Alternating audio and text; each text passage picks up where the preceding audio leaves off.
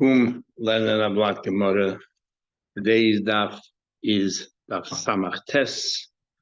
This is for Tuesday. We are in the middle of learning the concept of Iska, which is that if an investor wants to invest the money and the other person does all the work, then the way to arrange it is, in order that it shouldn't be a loan with ribas, the investor takes on 50% of the responsibility, and the partner who's going to do all the work takes on 50% of the responsibility. So that 50% the partner takes upon themselves is similar to a loan, and he has to pay that back. And therefore, any profits that come from that belongs to that partner. It's his money. And the 50% that the investor put in as a picot, the 50, since it's a picot, he takes the profit from that 50%. So they're dividing the profits equally 50-50, and there's no ribus on that because it is from his 50% picot. The only issue here is that guy, that partner, is working for you for nothing. And probably the only reason he's doing it is because as a result of that, he got his loan. That is tantamount to ribus. So therefore, we say you have to pay a certain amount. We had an argument how much, and we're saying it has to be something serious. It has to reflect the work that he is doing. So we're up to the Gemara of Samach Tes, and about 10 lines from the bottom of the page, or the top of the page. Omar Rav, 8 lines on the top of the page. Omar Rav, Rav said, what happens, the guy says, we're talking before about animals, that if he takes care of the animal, if he gets half the profits and everything else, you have to pay him some kind of a wage for the feed, for the feed, and for the food that he has to feed the animal, plus also for the tircha, for the bava. And then we said also that you have to keep the animal for a certain amount of time in order to raise, when we decide if we want to raise the animal, it has to be for a certain amount of time. So now the Gemara says as follows. The guy looks, he says he's not willing, he doesn't pay him a wage, doesn't offer him a wage. He says, okay, we'll do the arrangement we just said. But look, he says, anything that the animal improves in value more than a third, that is going to be yours over and above. We're splitting we assess the animal worth today, then it grows by a third, and then to maturity, so then it's worth more money, obviously. So that is considered profit. The difference between the two, we split that 50-50, and anything above that, you can keep. So that's sort of your wage. The only thing is there's no guarantees. So Rav said, that's good enough, because that will be the wage, and that's good enough. And even though sometimes it could be he won't get it, it won't increase in value. The fact that it could happen, and Tesa says it happens generally it does happen. So therefore, it's considered a wage. So the Gemara Shmuel says no. What kind of wage is that? What happens if it doesn't improve in value? You got nothing. Comes out that he worked all this time for naught. It's as if he's working for ribis, as if whatever work he gave to the investor was for free. And therefore, that's ribis. Elam Shmuel, koitzitz lay dinner. You have to make up something. In other words, in addition to what you said about over the third, you have to give him something, a certain amount of money, so at least you can say he's working for that money. Says the Gemara, Rav holds ain't koitzilin. Rav holds you don't have to give him any money. But Rav said, Reish Egla Liptum. If somebody, let's say his job is to fatten the animal, if his job is to fatten the animal, you give him as over and above, splitting the difference between the animal weights now, and then the animal what it's worth when you fatten it, where they split, that equally, like we said, the idea of an iska, you also give him a wage. What's the wage? You give him the reish egla. You give the head of this calf, the patayma, to the person who fattens it. So even Rav holds you have to give some kind of a wage. My love, the case there is, he definitely had to go for him something. If he didn't offer a wage, what's to talk about? He definitely said to him, look, if it grows more than what we initially accounted for, it's your profit. And yet he says you have to give something as well in addition. What does the Lord know? The Ka'amale said to him, he misunderstood, you have a choice. You can either agree to have more than a third, that'll be your profit, or you can take the head. And the Rav holds that not that you have to give both. You have a choice, and therefore, if you say more than a third, that's good enough, because generally it happens anyway. Another way of learning it is ki ka'amarat. Rav, let's limit Rav. Rav doesn't say that more than a third is good enough. You know what he says? You have your own animals. That's the partner who's putting all the work has his own animals. So the difference between taking care of his own animals or adding one more animal is really not much of a difference. So it's not like he's working for you for nothing. It's just part of the herd. The Amri Inchi people have a saying, Gabil, if you want to mix you want to make the bran and the barley for one cow is gabel is the same amount of effort if you do it for many cows. So therefore, you're not really doing anything for the investor. Says the Gemara, Rabbi Loza Mahagranya, Rabbi Loza of Magranya, Zavin Beheba. So Rabbi Loza Magranya, he once bought an animal, the Yoyev Harisa, he gave it to his, it literally means a sharecropper. Well, the one who's going to divide with him the animal, he said, I want you to fatten up the animal. So they assess what the animal's worth now. I want you to fatten up the animal. We'll assess it again, the profit, and we'll split 50-50. And then the Yoiv Lereisha Ba'agri. Plus, in addition to that, he gave him the head as a reward. And the Yoiv Palgarabachas, he gave him 50%, plus he gave him a fee, a wage, so it shouldn't look like it is.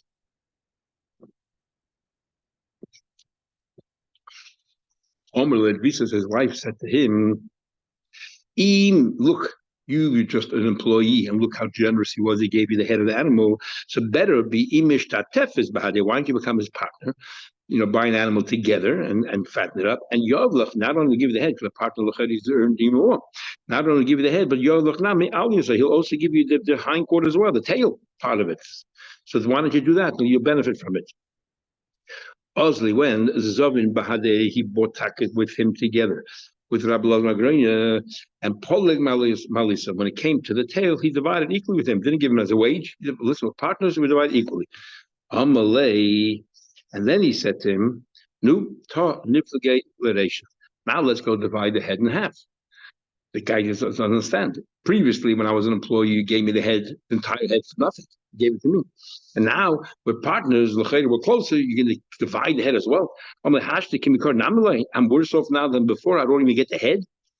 Amalei explained to him, you misunderstood the whole purpose of the exercise. The first time around, Zuzi did Dihab, it was my money. You were working, and it was my money. And we split 50-50.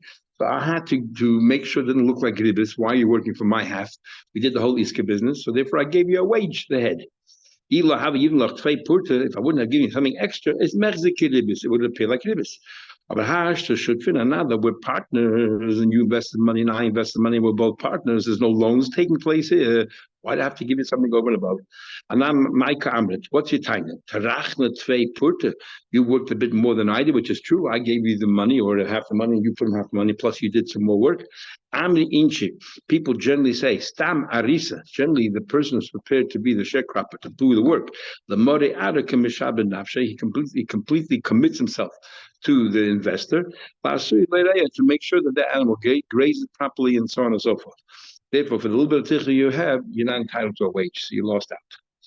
Tanu Rabbanan learned Hashem. Rabbanan learned Sham Behema Lechaveda. Same thing we had before. You assess the animal what it's now, and then you look at it again later when it makes a profit, when it improves, and then you divide that equally. So Hashem Behema Lechaveda. If somebody says to the property for his friend, until when are you mechuyev to actually work with it? How long does this person, the partner, have to work with it before he can give it back to let's split the profits? When it comes to female donkey, it has to be a total of 18 months. The goydes, when it comes to sheep and goats, is 24 months.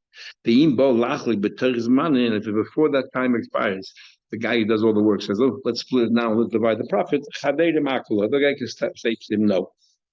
He's going to stop him because when we make an arrangement, generally, even though we didn't specify, that's the general rule. For a donkey, it's 18 months, and for the small sheep and goats, it is 24 months. But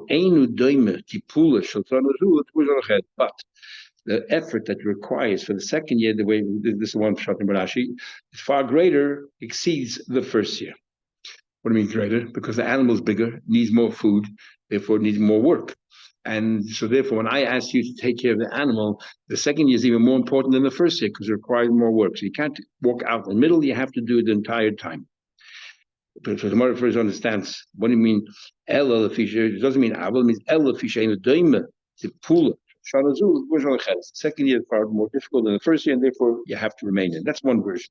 But Tanya, another verse it says, Hashem if you says for your friend, the blood is how long do you have to be involved with the offspring, bedaka, small animal, lamed yom, 30 days, ubegasa, and a large animal, nun yom. When it talks about the offspring, because we're going to split that as well.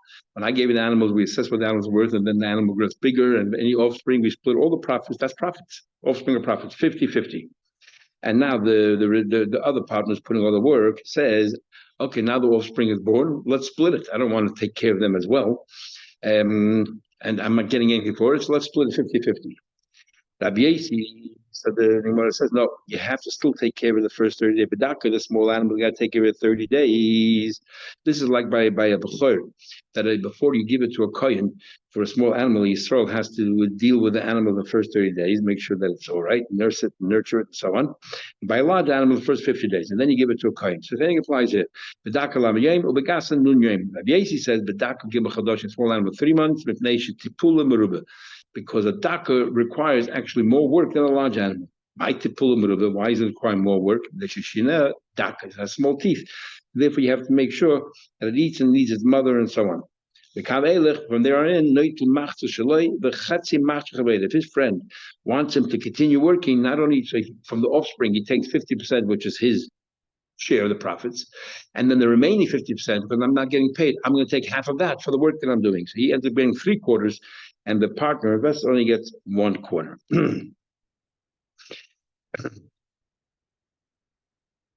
Because there's a lot of effort, you have to feed animals, so on and so forth. Says the Gemara, story of Menashe Bagod, Shokol Machzah Shaloi, the Chatzi Machzah Shachavere. That Menashe Bagod, so he had a partner, so he went on his own, unilaterally, took half of his, the offspring, he took his half, and then he took half of the half that belongs to the other person without consulting the other person. Went to the entire. The other guy said, "What do you mean you're taking care without my permission or anything?" So Abaye turned to this guy, "Who assessed it for you? Remember, we require an assessment. You need a professional assessment." But first of all, Mokim Shinogu Legadol. First of all, this is a place. The minig is to actually that you don't just give the animal back straight away. You have to raise it for a while, and you immediately decided to sell it and take your profits. But now we learn Mokim Shinogu Legadol. We learn clearly that the minig is to let the animal grow longer than what we said before, 30 days or 3 months or 20, whatever it is you have to go along accordingly. Go along, as we'll see in the next mission. The further Hana today, Kusai, with these two Kusim, the Ovid Israel, they did a business together. Oslo Chadmanai, they were Shutri. Osmo Chadmanai, Paul, who's they had a big bank account. One of them said, I don't want to be partners anymore. Why don't you just split the bank account in half? You keep half and I keep half. Without even consulting you about anything, I want to split the partnership. The Shana, so it went also coming to Papa. They went to the Papa. What's going on over here? Amalei, what's the difference? Nachman said, Zuzi commanded pligidam. You can't force anyone to remain a partner, and money is pretty much very easy to divide equally, and therefore he took only his share. You're not saying you're accusing him of taking more than what he's is entitled to, so therefore it's a good split. Okay, he was very angry. So the following year, he decided to take revenge. What do you do? The Shana, the following year, the following year, they both purchased wine together. And then, then the guy went, and right away he split the wine. You can do unilaterally. I also do unilaterally. He split the wine equally. You take that wine, I'll take this wine, and he broke the partnership. Also, the Kamei did a papa that came before the papa. Amalei, the papa said, Man Palawach. An assessment, wine, you need to assess. Who assessed it for you? Amalei, who assessed it? Yesterday, last year, when we had this argument about the money, you didn't ask who assessed it. You just said good. And now, when I'm doing it, suddenly you say, who assessed it for you? Amalei, he said to him, Kochazina, the boss of the day, you're always taking his side. The Papa said, I can see that in this particular case, I really need to explain to him what's going on. Now, there are two ways of learning Pshat over here. One way of learning Pshat is that That, but he's not. I have to explain to you. He's telling him you should have told your partner that you're splitting the wine because it needs some assessment. You should have told your partner. But Taisik is another shot. That generally speaking, when you go to a bezin, you can't tell the bezin, tell me mehechan dan tuni. But in this case, he says, because they're choshid that we are corrupt, I'm always taking the other side, I have a duty, an obligation to explain to him the reasoning for my case. Now, even though it does say in other places, if you take someone to the Torah, against their will and so on, he has a right to say at the end if he loses, mehechan dan tuni. So Tais and other Shem say that's talking about I force you to go to the Torah. If I force you, you have a right to say I'm the victim here and I lost. I need to know on what basis. But if we both went to a Din Torah voluntarily and they say to the Bezin afterwards, why did I lose? Give me your basis. Bezin doesn't have to respond. And he can't bring a raya from here. Here he's responding because the Bezin, they were choshed and for good reason they were choshed. Last year he passed in one way, this year he seemed to be passed in the other way. Anyway, so he said to him, Zuzi mishaku, let me ask you, with the money. In money in those days, unlike today, money is just symbolic, representative of value. In those days, the money itself had an intrinsic value. The amount of silver, the amount of copper. So, me, shakul, tovi, v'shavi, chos, are you accusing him that he took the better coins himself and the worse coins for you? No. I'm not accusing him of being dishonest at all. Just the chutzpah that he just split without me being there. Amalei chamra, that's by money. Chamra kuli alma yoda. Everyone knows the ika the basim, the ika the loy basim. Wine is all kinds of grades of wine. You need to have a proper assessment, so you shouldn't have done it on your own. Let's analyze it. Nachman says Zuzi that money, as if it's already split, and therefore two partners can split it just unilaterally. All the coins are the same, all good, or all coins are bad. I will tell you if but some coins are good and some are bad, you cannot do it unilaterally. There, you have to give an assessment. Interesting what he did here. The banks argue that they don't really lend money. They're no different than a supermarket. The merchandise in a supermarket is food. The merchandise of a bank is money. So this person here, Rav Chama, he rented, instead of calling the money that he gave to people as a loan, he said, I am renting you use of the money, but I want you to pay me rent. I want you to pay me one portion every single day for the use of that money. But the point is, he didn't use the expression, I'm lending you the money. He used the expression, I'm renting you the money. And therefore, the rent you're paying me is not ribus, because you're not paying me interest on a loan. You're paying me rent on a commodity that I rented out to you. And works out to roughly about an eighth. About an eighth. About an eighth of what the value of the rent was very, very high. That's what he did. And that's how he tried to circumvent the problem of ribus.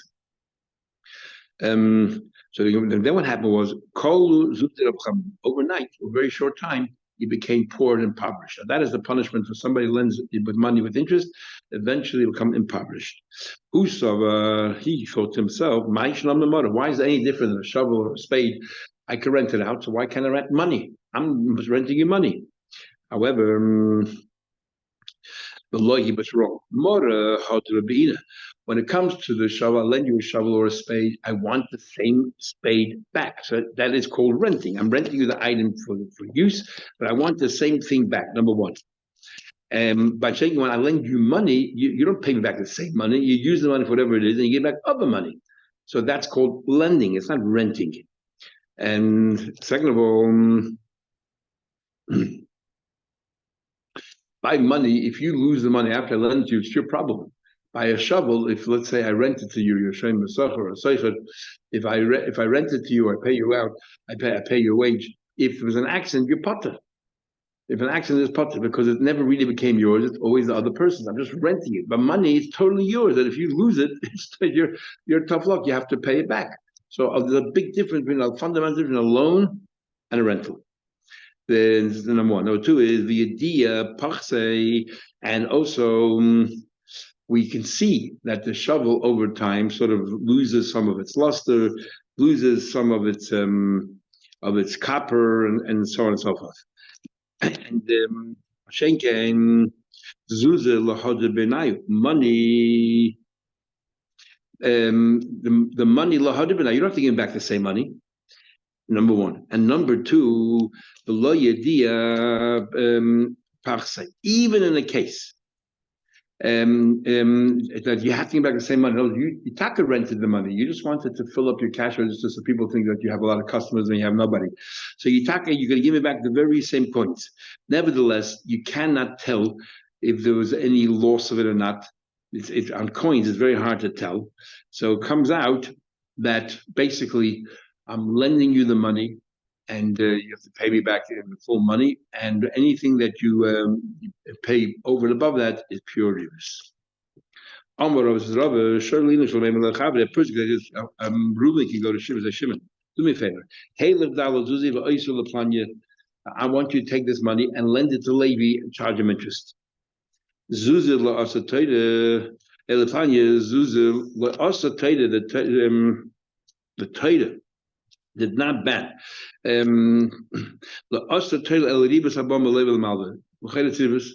I gave you money. I said lend it to somebody else, and he'll pay you back with ribis. He'll pay you. So why isn't this ribis? So what happens is Reuben says, Shimon, I'm going to give you $4, and Shimon, you lend $100 to Levi, and Levi will pay back $100. So Shimon is getting in return $100 from Levi and $4 from Reuben for the same loan. But that's not ribis, because the Torah did not ask the ribis only for the borrower to directly pay the lender. Over here, the borrower is paying back the same $100 he borrowed. It's another person who enticed the labor to lend the malva to lend the money. So that's not called ribis. But also ribis is only if in one direction. It goes from the borrower to the lender. A person can say to his friend, you can say to your friend, take these 4 zuzim for yourself, and convince that person, I'm going to pay you money, you're a consultant, I'm going to pay you money to convince that other person to lend the money. My timer, I am just giving you a reward for speaking. There's no ribus in that. For example, the Abba Marbreda Papa, for example, Abba, the son of Rav Papa is a wealthy man. So Abba used to get money from people to convince his father to lend them money. There's no ribus. He would take, let's say, a round piece or a small keli of wax from a waxer. And you tell his father, lend that person money. So again, in this case, the borrower paid more than what he borrowed, but he paid the principal back to one party, and they actually paid to another party. It's not to say, so the Rabbanan thought it doesn't look right. Is your son eating ribis? He's getting extra, and he's making the labor pay over and above what he borrowed. Such a kind of ribis is permitted. Did not ban ribis haba mileiva l'malva. Did not ban only ribis that goes direction from the leiva to the malva. Here, my son is getting paid for consulting and for trying to convince me, and that he permitted. The Mishnah continues what we learned yesterday. Shamin, we assess let's say a large cow, or a chamoid, a large donkey, which are already suitable to perform work. So when an animal does work, remember we said before by Niska, 50-50, each one of us take 50% responsibility, and then each one of us gets 50% of the profits, because the responsibility that Loiva takes is a loan, but he gets his profits, and the other 50% with the investor takes responsibility is his, and therefore he gets the profit, but you also have to pay him a wage. But if it's a large animal who's productive, so the partner who's working is getting benefit from the animal, from all the work that the animal is doing. So that is sufficient to be a wage, and the investor doesn't have to give anything else over and above that. So Shami, part of a chamoid, we can assess a part or a chamoid, and anything else that produces, and we can do it half and half. And then what? You get 50% profit. And you don't have to give a wage over and above that. If the minig is that as soon as the time comes, let's say 30 days, we learned before, or 3 months, depending if it's a large, or 50 days, a large animal or a small animal. The other opinion, we had other brisa, that after that time expires, immediately after that, you can split. Cholkin mokum. But if the minig is shenogo, which we just had before the Gemara, legadol, if the minig is to take care of it for a while, then yagdil. Whatever the minig mokum is, you do. Rav Shimon Gamliel says, which we had yesterday, that shamin egel im imay, that if there's a young calf and his mother is there, then since the mother is very productive, it covers also the feed and the taking care of the calf, baby calf, and if we don't have to give any more wage over and above whatever the splitting of the profit is. It was Siachim were a colt with its mother, the horse. Then the Mishnah concludes, Umafriz al Sadeu, which literally means mafriz is like presentation. You expand on the field. What that means is the Gemara will tell us. Or Rashi says it means mafrin, like prudavu, you increase. There's no count of ribas in. What in the world does the Mishnah mean? The Gemara will explain. Here we bring a brayso that's going to explain this last line of the Mishnah. What does it mean? Mafriz al sadei uveinu choishes. What do you mean? He mafriz on the field. Mishumrin. I'm worried about ribas. Is case. What's the case? It goes like this. So Shimon rented a field from Reuben. The arrangement was he pays him 10, let's say a certain measure of wheat every single year. Then he says to him, why don't you tenderly Masayim Zuz? Why don't you lend me $200? Lend me $200 and if you lend me $200, and then I will make the field even better, more productive. I'll put more fertilizer in there. I will take care of the field itself. I'll invest more effort into the field and make it a more productive field. So I want you to lend me some money. And instead, you know what, the rent I'll pay you. I'll pay more rent. This is direct ribis. You lend me $200 and I'll pay you back more. Isn't this direct ribis? Muti allowed to. Why are you allowed to? Because we treat it as if it's an investment in the field, and the reason why I'm paying more is not because you gave me a loan, because now the field is a better quality field. Directly due to the money that you lent me, but the money you lent me, I'm sinking into the land, and what I'm doing is I'm raising the value of this land, the quality of the land. As a result, you're entitled to more money. So the more money is not for the loan; the more money is because the land is a better quality. So he contrasts that. I will aim mafis. You cannot increase loyal chanutz loyal svin. If I say lend me money, I have a store. Lend me money. I'm paying a certain amount of rent, but lend me money so I can buy more produce for my store, or I can buy some more things for my ship, and which doesn't benefit the ship itself directly or the store itself directly, just help my business. Then if I pay you any more rent, that's direct ribis. I'm paying you more for the loan.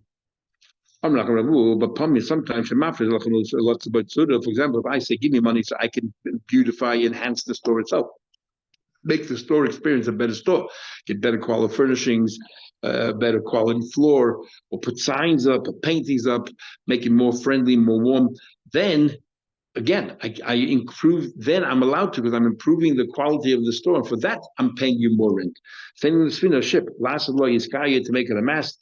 The Tzolvein show put pictures and images in the store that people feel good. And therefore, I'm paying you more rent because it's a better store. Or Sfina Last Iskaya. Even the Shapira is Kaya. So therefore, because the mast itself now is a better quality, and that's why I'm paying you more money. Is Agritfe, you're paying more rent. So I'm not paying you interest on the loan. Setting what a sfinter or ship, Rav says, well, let's say if I'm renting a ship from you, Agra, I gotta pay the rent. Now the problem is if I gotta pay the rent, so then the din is, for example, if any accidents happen, I should be potter. Yet a pagra. Yet you tell me that if any accidents happen, I am responsible. You have to understand, how can that be? If I am responsible for accident, that means it's not really renting, it's more like a loan. And if it's a loan, then I shouldn't be paying you rent, because rent then comes out, I am paying you interest. If I'm paying rent, then loy pagra. Then you can't tell me I should pay for accidents that happen, because if you pay rent, the potter for ointin, and pagra. And if you tell me that I have to pay for accidents, and you work out the value of the ship, you say, oh well, it costs you so much and so much, so that means that what? Then it's like a loan, the ship, and if it's a loan, then loy agra, I can't pay you any rent, because you're paying a rent, that's like interest. So what's going on here? Says the Gemara. Rav was quiet. Rav didn't answer. because l'chayda, if the guy said anything happens to the ship is your responsibility, which means that that he's borrowing the ship and he owes the value of the ship to the person. And if he returns the value of the ship, it didn't break. He gives the ship plus he gives him rent. That is mamash ribis. Rav didn't answer. Chassidus already explains, but Rav doesn't mean that he concedes the point. It means it comes from a place in Chachma which cannot yet come down in the form of words, but he knows intuitively that is the halach. Comes from a very high level of Chachma, like the Chachma. And yeah, Amar Rav Shesha is my time. Why was that quiet? L'shmila Tanya have a brayso that actually supports it. Afa Pisha Amram will learn, even though it says, we'll actually learn a mission later on, Ein Mekablin Tzoin Barzam Yisrael. Remember, by a woman when she gets married, there's two kinds of the dowry that she puts in. She brings Nichsim Eloik, the pluck Nechasim, where she brings it in, and the husband gets the dividends, and the property belongs to her, up and down the value, that's all hers. Then you have Nichsim Tzoin Barzal. She puts it in like an iron shape. That means she fixes a price, and regardless of what happens to the land, it goes up and down the value, up in value, up in price, down the price, it oscillates all the time. It doesn't matter. You fix the price, it'll always be the same price. So he says you cannot do Tzoin Barzal Yisrael. You cannot have a iska, an investment, where the guy puts in, let's say, $100, another guy will do the work. The guy puts in $100, says, you're guaranteeing me the entire $100. Because if you guarantee me the entire $100, that is a loan. And if it's a loan, then he cannot get any share of the profits, because any share of the profits that the investor gets, that is ribis. So you can't have a Tzoin Barzal from a yid, because that would be straight out ribis. But what could you have? On the Kabbalah Shabbat so guy, you can do it because you're allowed to take interest from a guy, which we'll discuss in the Gemara the next couple of days. If you're allowed to take interest from a guy, is it a mitzvah to take interest from a guy? Maybe it's also a drabbana to take interest from a guy. Maybe there's a limit to how much you can take interest from a guy. We'll see. But we do say, if somebody assesses a potter for his friend, Ramle says, if somebody assesses a cow for his friend, and he says as follows. He says that your cow is if it dies, it's worth $30. I want you to pay me back. If I don't, Reuben gives a cow to Shimon, and we assess the value of the cow, it's worth $30. And he says, well, if I don't give you back the cow, I'm going to give you the full $30 back. At the same time, I'm going to pay rent. I'm going to pay rent a month. Mutter, you're permitted. That's what it says. You just fix the price, which means that you take full responsibility as if you borrowed it, and then you're paying rent as well. Isn't that a bit of a problem? Because it looks like you're paying ribis. So we'll see in a minute. It says why? Because you didn't put a value. Said what do you mean you didn't put a value? He just said you did put a value, $30. Amar Rav Shesha explained, he didn't say there's a value right now. If this animal is worth $30 today, and tomorrow when you give the animal back, the price has dropped, and now it's worth $25, you don't have to pay anything. You give back the animal. So therefore, you didn't really borrow the animal. It's his animal. Any ups and downs is. It's only if the animal dies, then I have a responsibility to reimburse it. Only the animal dies. Only the animal dies. So what do we see? But as long as the animal didn't die, it's not considered a loan.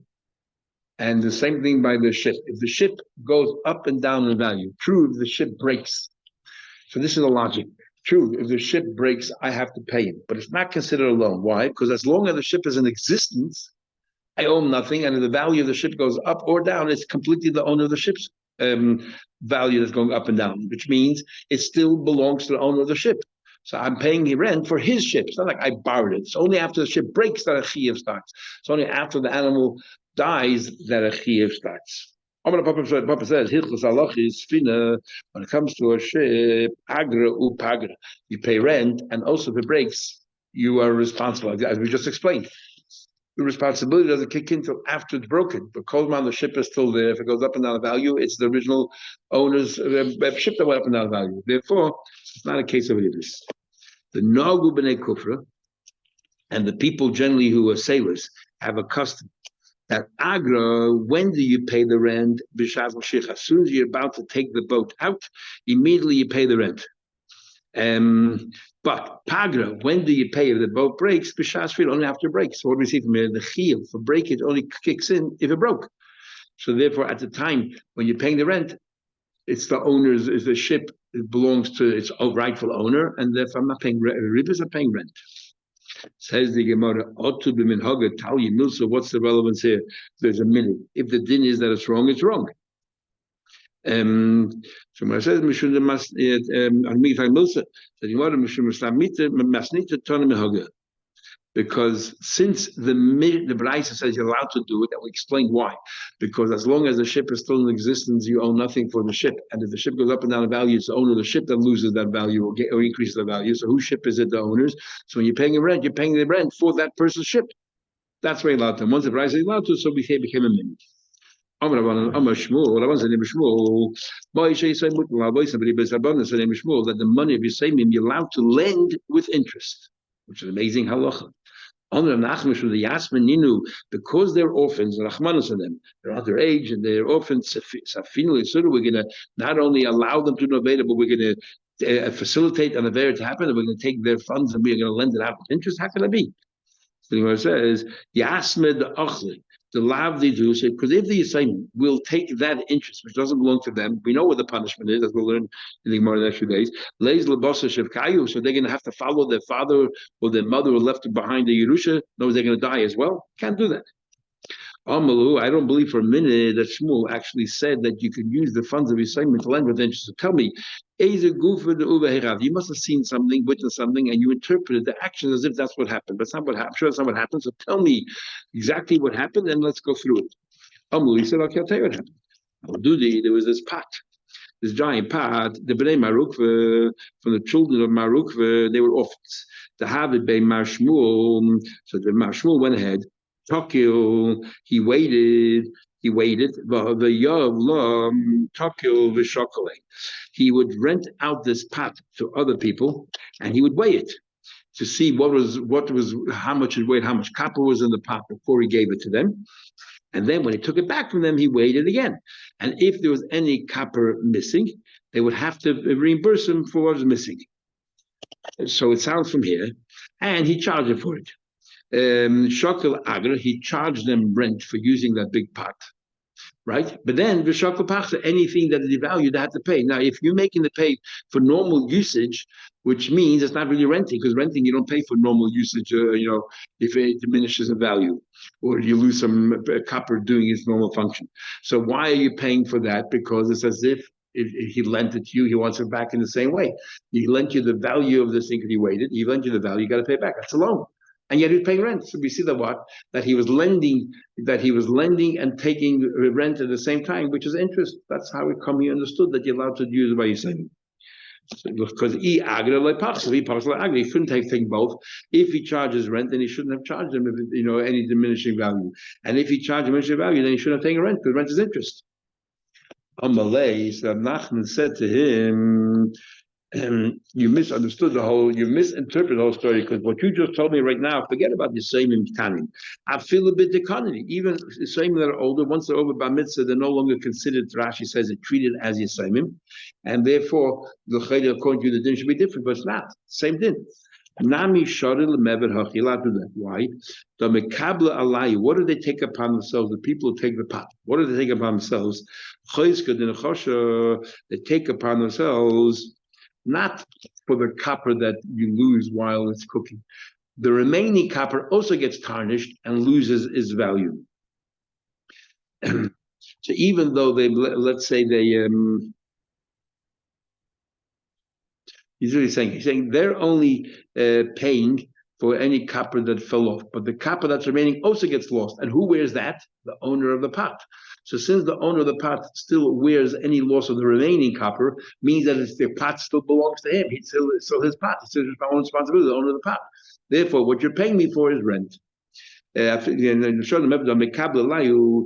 by themselves. The kama, the mikta, as long as it's burning, the chosha, the man loses value. Even the remaining copper loses value. And who loses that? The Yisraelim or the owner of the pot. And therefore, they're charging rent. It's not like a loan, because a loan, you have to reimburse everything. Amar Rabbi Shilem, others say Amar Rabbi Yisrael Chacham, Amar Sheish is Moye Shel Yisraimim, money of Yisraimim, muter. There is a leniency by Yisraimim that you don't have by others, and that is the following. We learned before the whole concept of an iska, right? 50% is a loan and 50% is investment.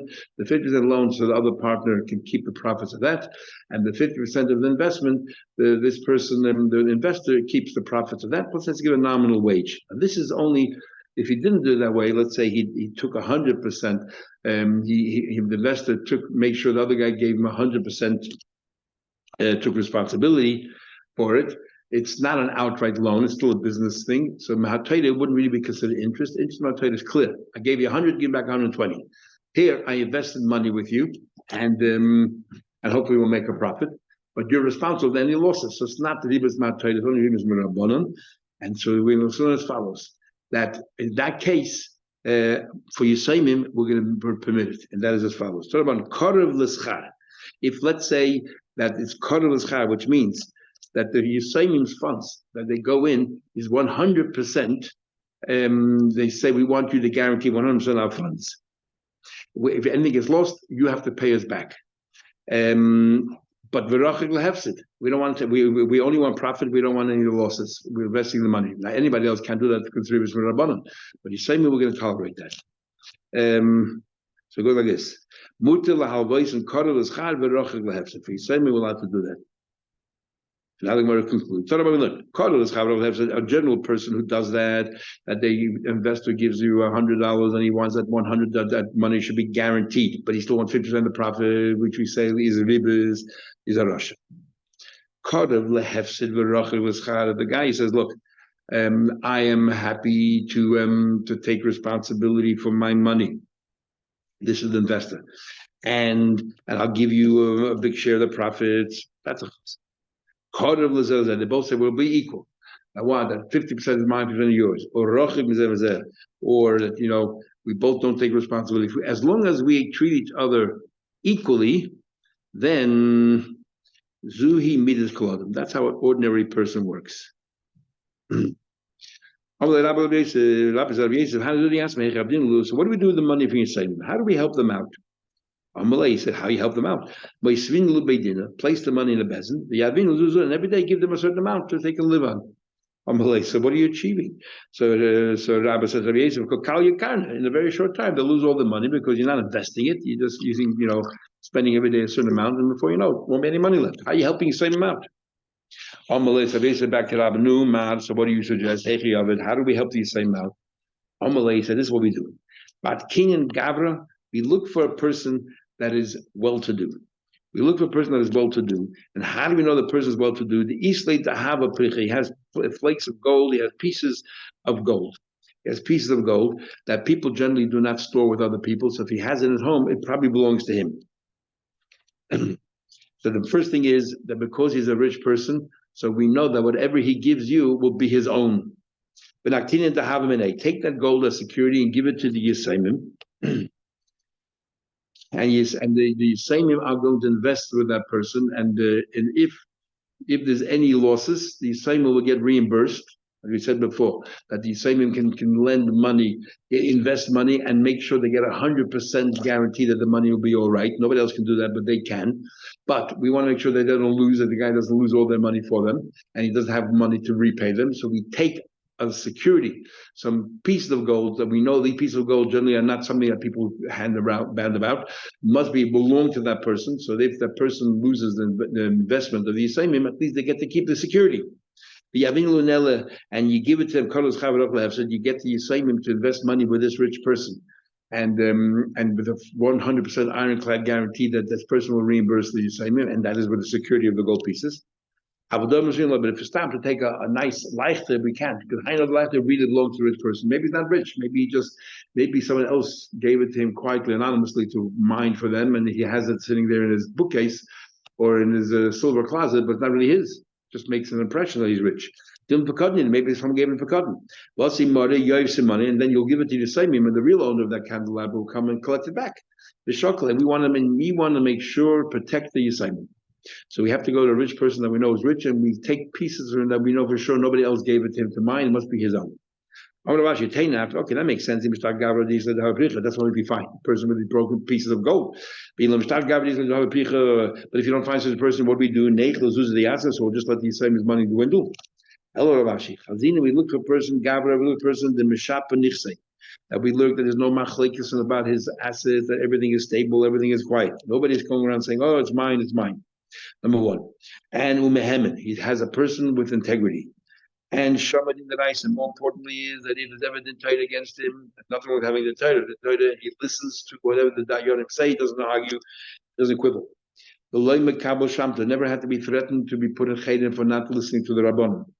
Shamta Rabbanon. The Vinle Bebeidina. And then in front of a bezin, when the bezin has the right to make any nechasim hefker, so therefore, so what we do is make a deal that the Yisayim lend or invest money with this person of integrity, and this person has to give 100% ironclad guarantee that he will recompensate his Yisayim if they lose anything, and this way the Yisayim's money can flourish and can grow, and he's taken care of it. And the idea is because Bezin has the right to make hefker, so we take something from the what do you call it? The Bezin has the right to say to this person that normally we don't want this kind of arrangement because it looks like it is. But we said that this is all right, and that the chosim will become hefker, the amount that you have to give a guarantee to these Yisayim. And this way, and Bezin will say that the profits that Api should really go to the other person because it's like a loan, and if it's like a loan, then all the profits should go to the other person doing all the work. But in this case, we're going to take 50% of the profits and transfer it to the Yisayim because Bezin has the right Hefker to do that transfer. So we'll stop over here. We'll see you tomorrow, Mitzvah Shem.